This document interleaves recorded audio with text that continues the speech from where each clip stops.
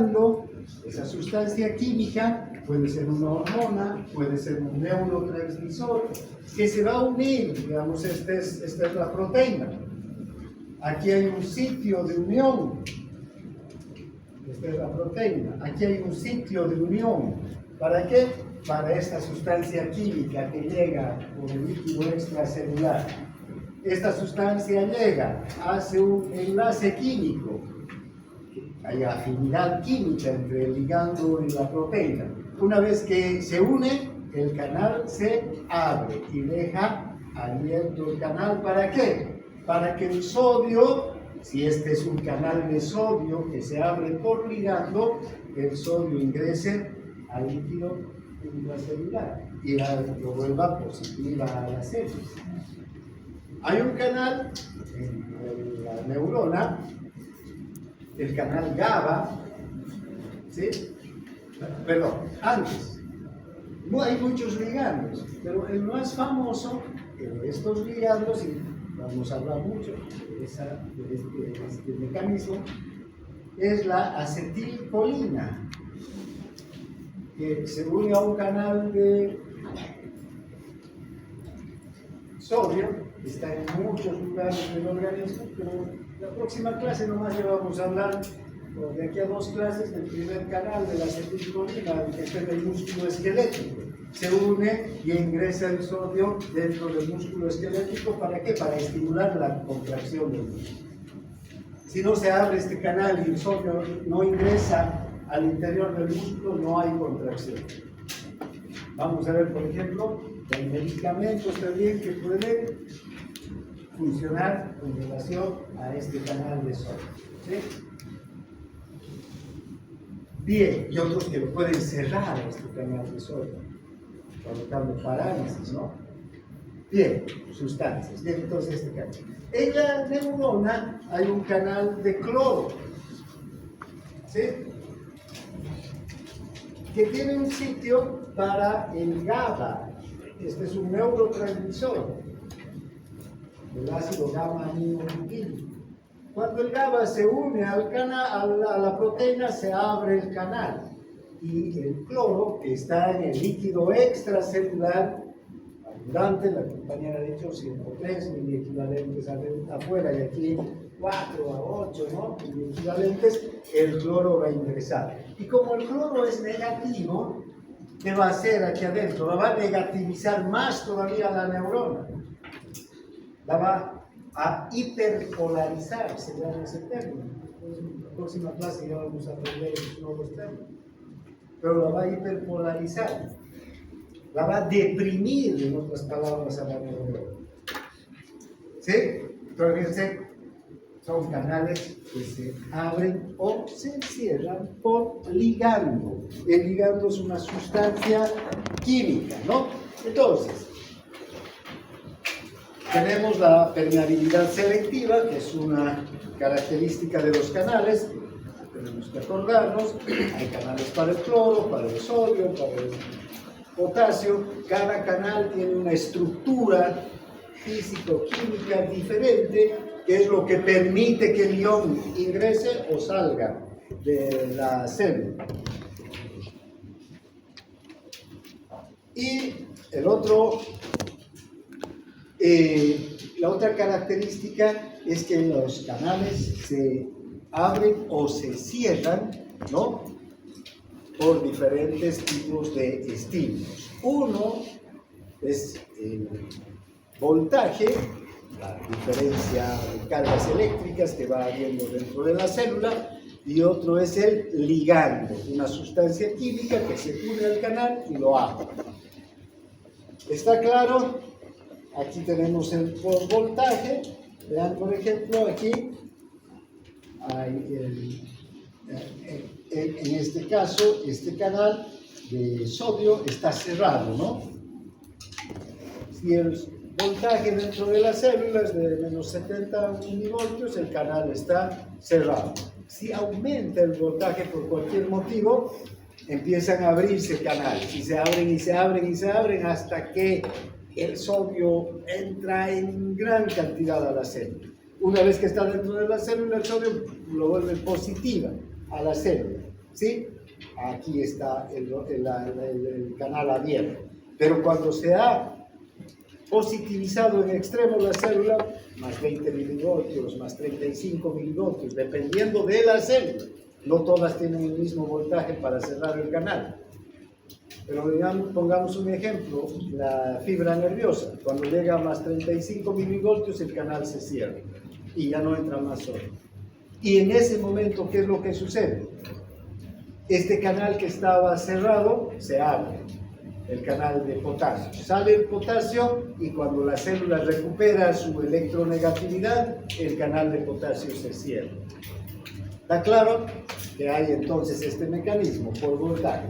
Y el otro es por ligando, ¿no? Esta sustancia, este es el canal de la acetilcolina, por ejemplo, ¿no? Tiene 5 subunidades, vean. Entonces, transmembrana, pentamérico es este canal. La acetilcolina se une, abre el canal y el sodio es capaz de ingresar al interior. Canales como estos hay de calcio, de sodio, de cloro, de potasio. Hay un canal en la célula beta de los islotes de Langerhans que para que la célula secrete la insulina al exterior. La insulina está almacenada en vesículas después de que se ha formado. Vean, ¿cuándo se va a secretar insulina? Cuando comemos, ¿no? Aumenta la glucosa en la sangre y los islotes de Langerhans, las células beta, empiezan a enviar insulina a la circulación para que la insulina haga que se aproveche la glucosa. ¿Qué es lo que sucede? Fíjense, este es un canal súper interesante, el canal del potasio. La insulina ingresa por difusión, la glucosa ingresa por difusión al interior de la célula. Dentro de la célula se produce la glucólisis, que es la primera reacción, y se producen ATPs a través de la glucólisis. Esos ATPs formados se unen a un canal de potasio. Ese canal de potasio está permanentemente abierto. El potasio entra por otro lado y sale por ahí.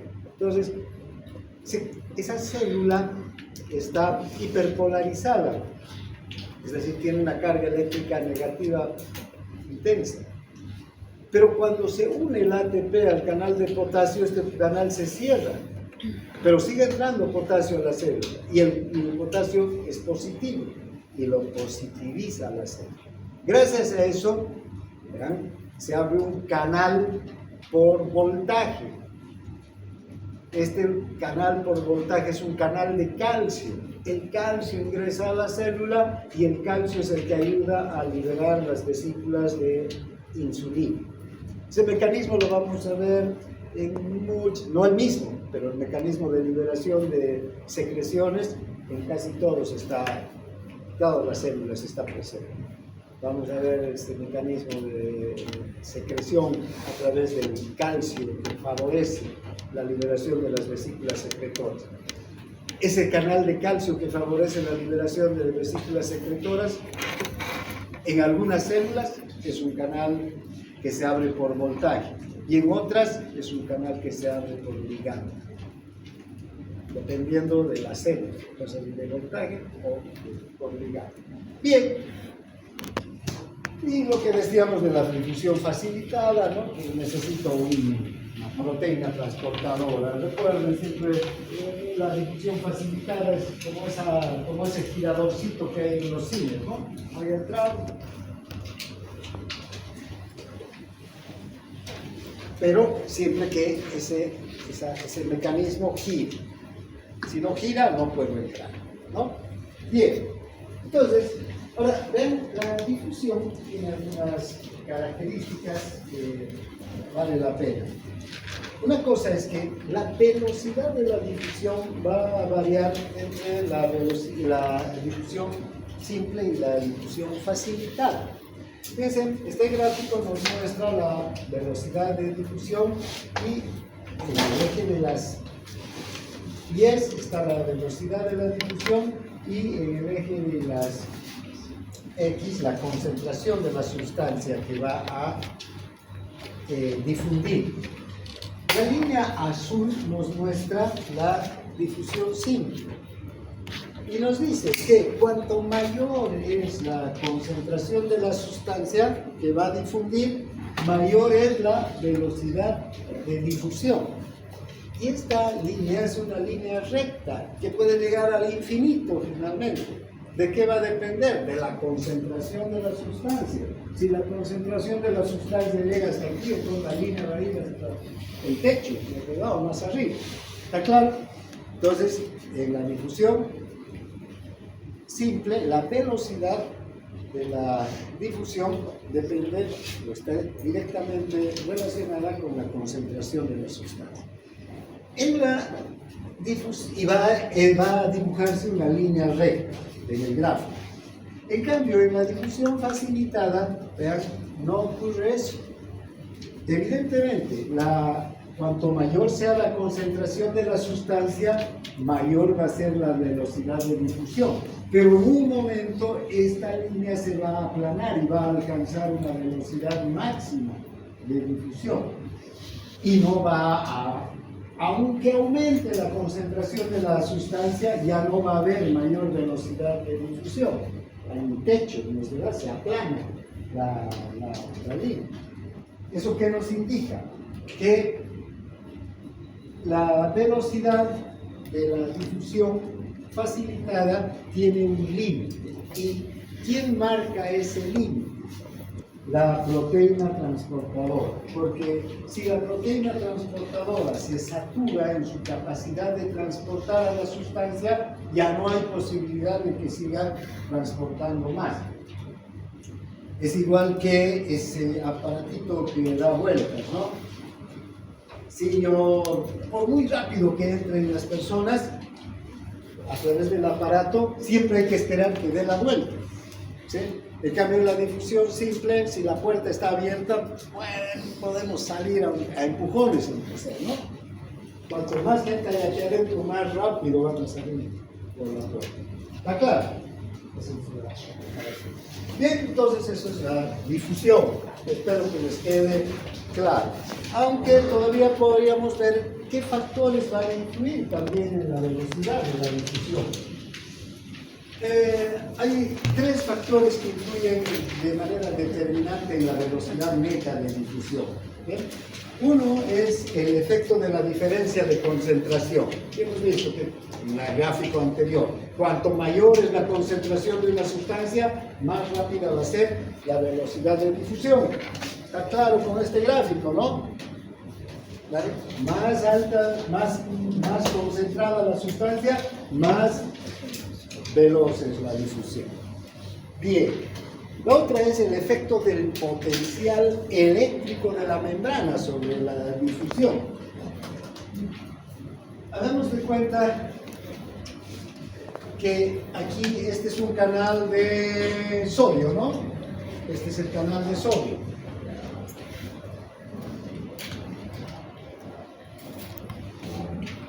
Recuerden, el sodio es un ion positivo y en el interior de la célula la carga eléctrica es negativa.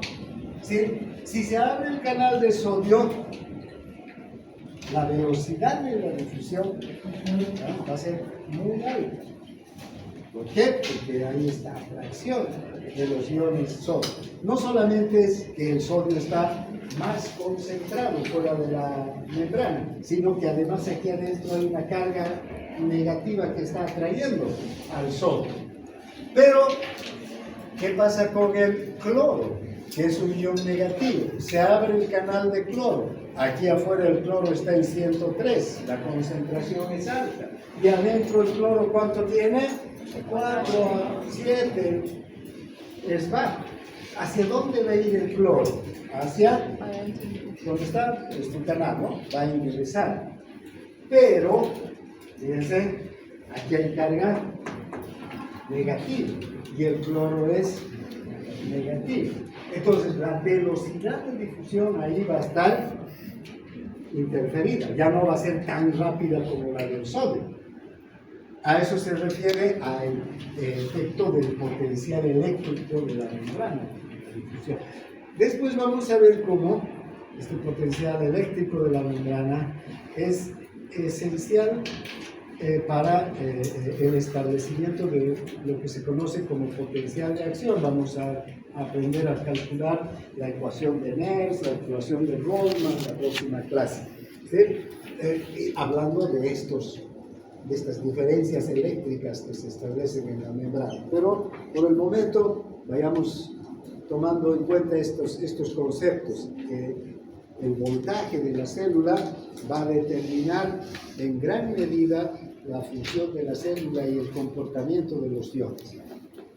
Bien, finalmente tenemos la presión de la sustancia que va a difundir a través de la membrana, el efecto de la diferencia de presión, ¿sí? Y en especial esto se ve en los gases, ¿no? Donde hay presiones parciales, se llaman la presión parcial del oxígeno, del dióxido de carbono, van a tener un efecto directo sobre la difusión. Cuanto mayor sea la presión y la diferencia de presión de un gas entre un lado y el otro de la membrana, está obvio que la velocidad de difusión también va a ser mayor, porque además el gas difunde por difusión simple.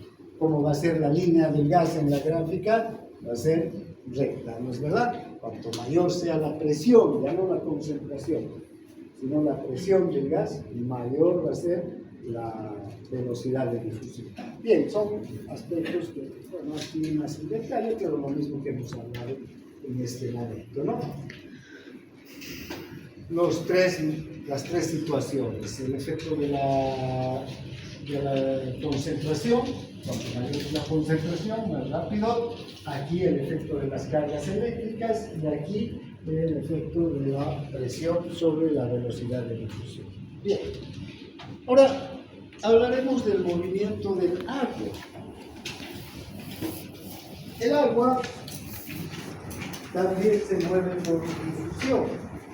Y cuando hablamos del movimiento del agua, ya no nos vamos a referir solamente a la difusión del agua, sino el término correcto para hablar del movimiento neto del agua a través de la membrana celular es el de ósmosis. ¿Ya? Enseguida vamos a ver que este término, ósmosis, está muy vinculado al efecto osmótico que tienen los iones, las sustancias que están disueltas en un líquido. Este efecto osmótico es mayor en algunas moléculas que en otras. Algunas moléculas tienen mayor capacidad de atraer el agua hacia sí, entonces tienen un efecto osmótico mayor. El sodio, las proteínas, por ejemplo, la glucosa, tienen un efecto osmótico muy fuerte, atraen el agua. Es decir, el agua hacia dónde se va a mover entonces, hacia donde está el sodio. El agua hacia dónde se va a mover, hacia donde están las proteínas. El agua hacia dónde se va a mover, hacia donde está la glucosa. Van a ser arrastrada el agua por estas sustancias, ¿sí? Entonces son iones que tienen capacidad osmótica, o moléculas que tienen capacidad osmótica. Entonces, la ósmosis, que es la difusión neta de agua, es el movimiento neto de agua a través de la membrana celular, producidos por una diferencia de concentración a ambos lados de la membrana. Hace que la célula se hinche o se contraiga. Todo va a depender de hacia dónde vaya el agua. Fíjense, si esta es una célula, esta es la membrana celular, y aquí tenemos acuaporinas que están abiertas permanentemente, ¿sí? Y en el espacio intracelular tenemos agua. Estas bolitas, estos redondos celestes son moléculas de agua, pero además hay cloruro de sodio, sodios y cloruros, agua con cloruro de sodio. Damos de cuenta que le hemos echado una cucharada de sal, de cloruro de sodio. Y en el otro lado de la membrana hay agua pura. Estos canales son selectivamente permeables. Solo permiten permiten el paso de agua, pero no permiten el paso de los iones. Si observamos cuántas moléculas de agua hay a este lado y cuántas moléculas de agua hay a este otro lado, va a haber una clara diferencia, ¿no? ¿Dónde hay mayor concentración de agua? Aquí, y aquí menor concentración. Entonces, ¿hacia dónde va a proceder la ósmosis? De este lugar de mayor concentración a este lugar de menor concentración. Además, en este lugar están estas moléculas que están atrayendo el agua.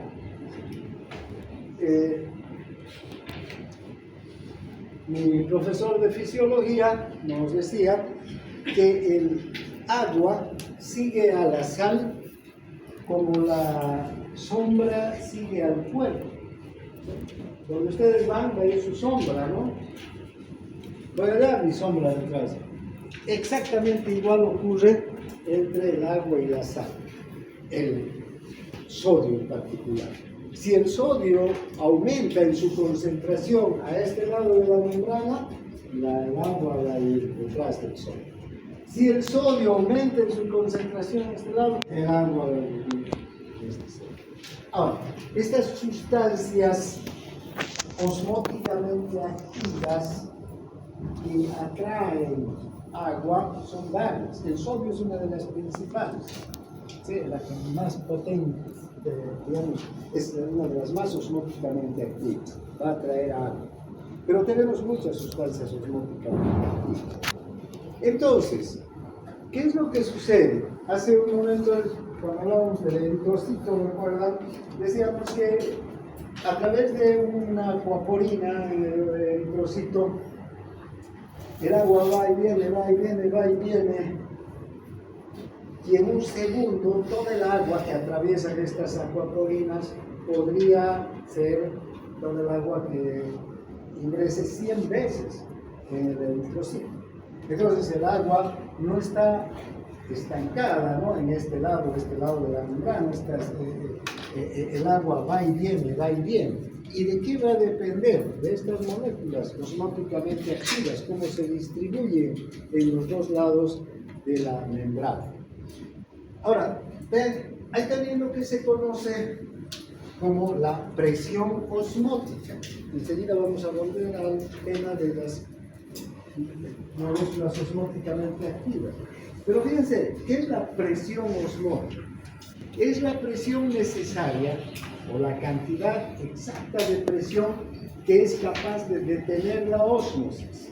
Y esto lo podemos ver en este ejemplo. Fíjense, aquí tenemos dos tubos que están separados por una membrana que es permeable para el agua, pero impermeable para los iones. A este lado hay agua pura y a este lado hay agua con iones.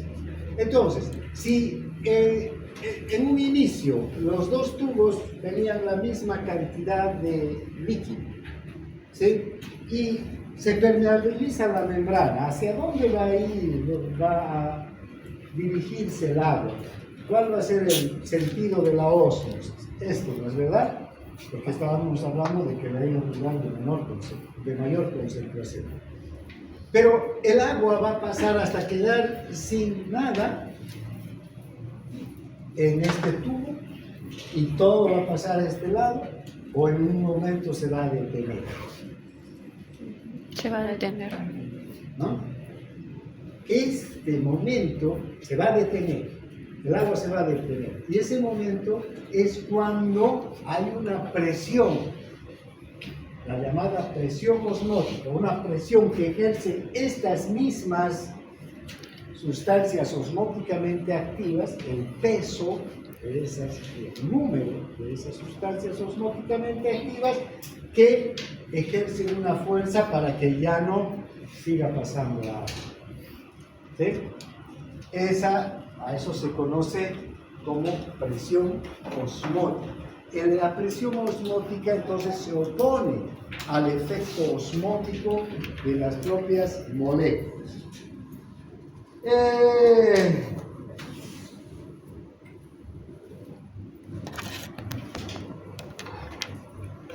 A ver, para entender esto de la presión osmótica, primero repasemos algo de química, ¿no? ¿Recuerdan en química qué es un mol?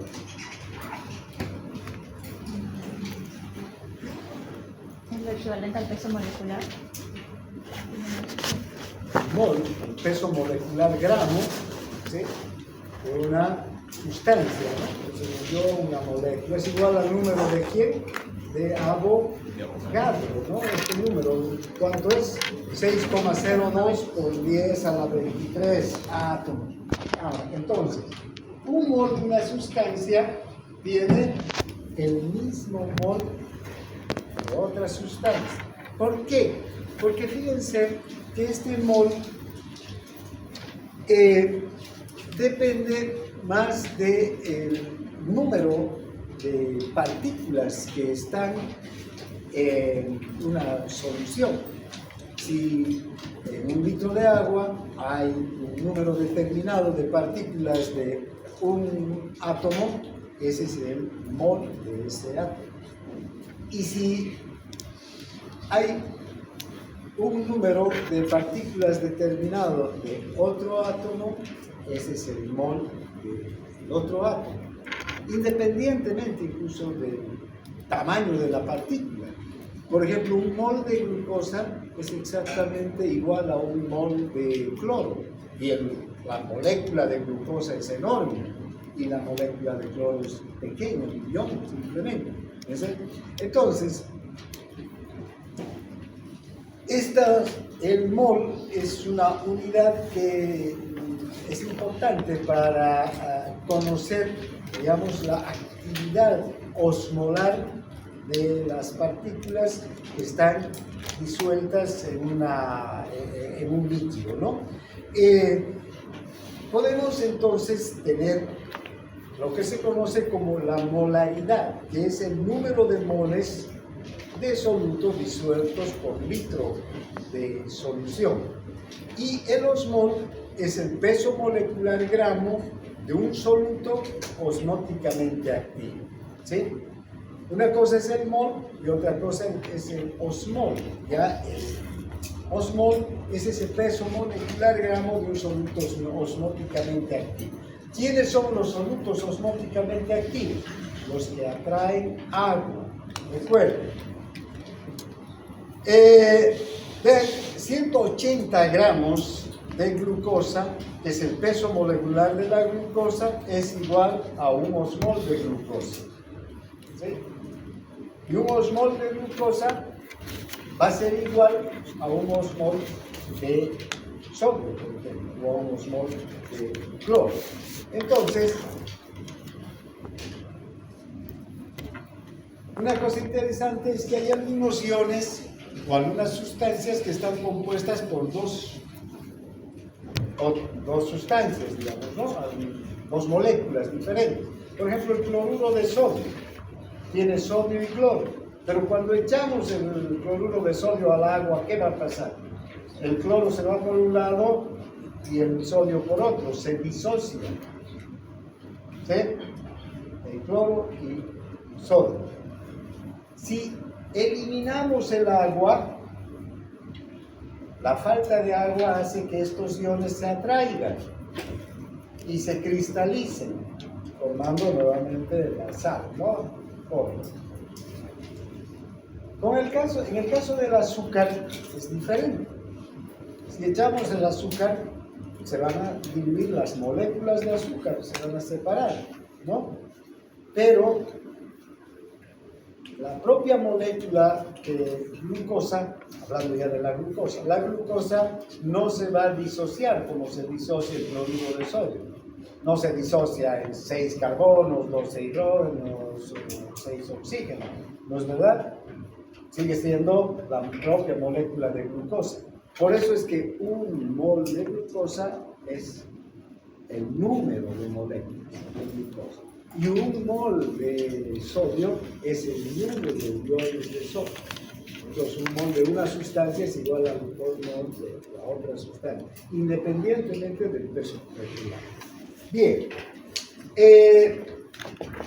creo que aquí vamos a quedar, porque es necesario que hagamos un poco más de explicación de esto. Ya estamos sobre la hora, ya nos veo con ganas de irse, y sí, evidentemente ya estamos sobre las 10. Mañana vamos a retomar aquí